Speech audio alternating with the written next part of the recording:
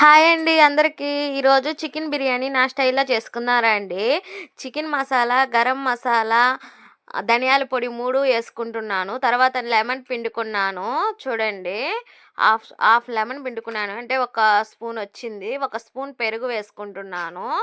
తర్వాత ఉప్పు, కారం, పసుపు 3 వేసుకుంటాను. కొంచెం అల్లం వెల్లుల్లి పేస్ట్ వేసుకొని ముక్కలకి బాగా పట్టించుకుంటానండి. బాగా పట్టాలండి, అప్పుడే టేస్ట్ వస్తుంది. ఇలా కలిపి పెట్టుకొని ఒక హాఫ్ అన్ అవర్ పక్కన పెట్టేసుకుంటాను. చూడండి, నేను బియ్యము ఇప్పుడు బాస్మతి రైస్ ఒక గ్లాసు, మామూలు రైస్ ఒక గ్లాస్ తీసుకుంటాను. అలా అయితే ఎక్కువ టేస్ట్గా ఉంటుందని చెప్పి నేను అలా చేస్తానండి. చూడండి, ఉప్పు కారం అన్నీ వేసుకొని కలుపుకుంటున్నాను. కొంచెం కొంచెం వేసుకుంటాను ఉప్పు కారం. ఏంటంటే మళ్ళీ ఇప్పుడు ఆనియన్స్ వేసుకుంటాం కదా బిర్యానీలోకి, అప్పుడు వేస్తాను బాగా. చూడండి, బాగా మ్యాగ్నేట్ చేసుకుంటున్నాను చికెన్ని.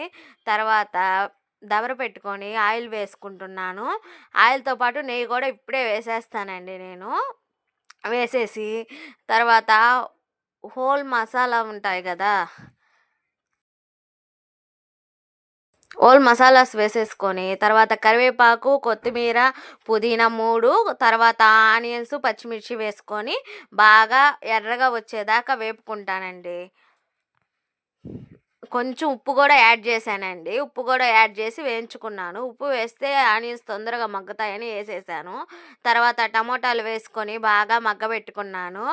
మగ్గిన తర్వాత ఒక్క స్పూన్ మాత్రమే అల్లం వెల్లుల్లి పేస్ట్ వేసాను చూడండి మళ్ళీ.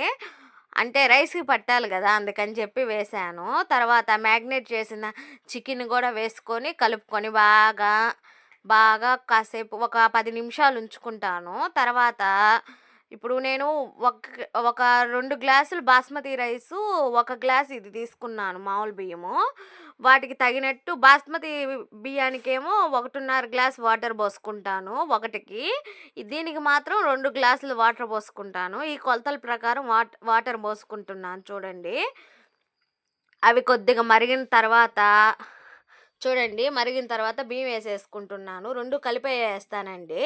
కాసేపు మూత పెడతాను. తర్వాత బిర్యానీ చూడండి దగ్గర పడ్డది. అంతే ఈజీగా బిర్యానీ. ఓకే, బాయ్ అండి.